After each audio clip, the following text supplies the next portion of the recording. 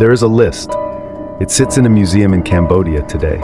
On that list is the name Van Nath, and next to it the word kill. In the S-21 death camp, no one was ever released. The only way out was in a wooden crate. But Van Nath didn't die that day, because the man who signed his death warrant discovered one thing. Van Nath knew how to paint. For 1 year, Van Nath lived in a nightmare. He was shackled to the floor in a room so crowded he couldn't turn over.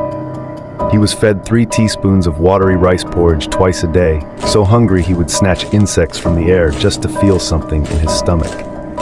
But every morning, he was unshackled and taken to a workshop. His job? To paint portraits of Pol Pot. Imagine the horror. While the screams of the tortured echoed through the vents of his studio, Van Nath had to capture the kindness in the eyes of the man who was murdering his entire nation. He knew that if he missed a single detail, if the nose was too long or the expression too harsh, he would be taken to the killing fields that very night. He wasn't painting for art, he was painting for his next breath.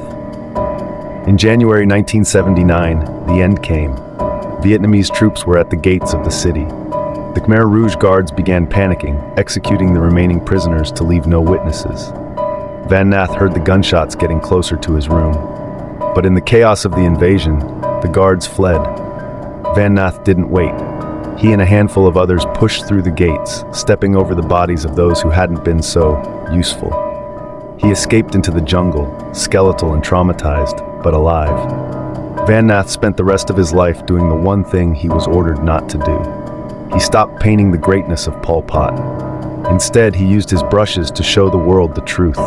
The blood, the shackles, and the faces of those who didn't make it out.